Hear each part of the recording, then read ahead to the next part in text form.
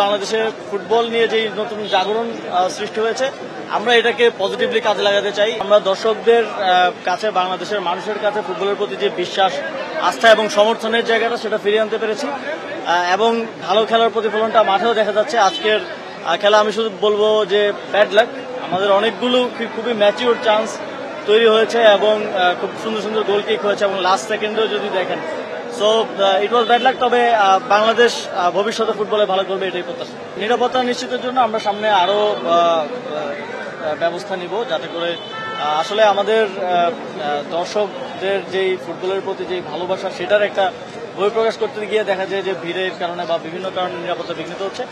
আমরা এটা আরো ভালোভাবে দেখব। আমাদের ওখানে এনভায়রনমেন্টটা একই রকম ছিল, সবাই চেয়ার করছিল এবং বারবার চান্স ক্রিয়েট হচ্ছিল এবং সবার মধ্যে উত্তেজনাটা ছিল। তবে আমরা এটা বলতে পারি যে বাংলাদেশের ফুটবল নিয়ে যে নতুন জাগরণ সৃষ্টি হয়েছে আমরা এটাকে পজিটিভলি কাজে লাগাতে চাই। এই সুযোগে আমরা ক্লাব ফুটবল, রিজিওনাল ফুটবলকে আরো জনপ্রিয় করে তুলতে চাই। আজকে আমি প্রথমবার বাংলাদেশের জাতীয় দলের খেলা দেখেছি। অনেক অনেক অবাক হয়ে গেছি, কারণ বাংলাদেশের জাতীয় দলের টিমরা আগে থেকে অনেক বড় হয়েছে। All Time Roma. Taste it, love it. Hamza Chowdhury এসে আজকে সবাই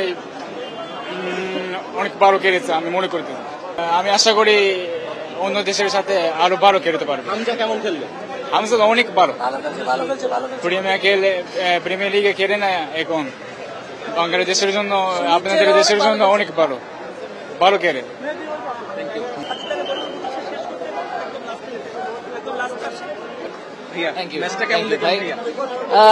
অনেক বেটার খেলেছে বাংলাদেশ। আমি খুবই আশাবাদী, আশা করছি যে নভেম্বরের মধ্যে ইন্ডিয়া খেলার আগে আগে আমরা যদি এই ট্র্যাকে যেতে পারি তাহলে নভেম্বরে আমরা ইনশাল্লাহ একটা বড় রেজাল্ট এক্সপেক্ট করতে পারি।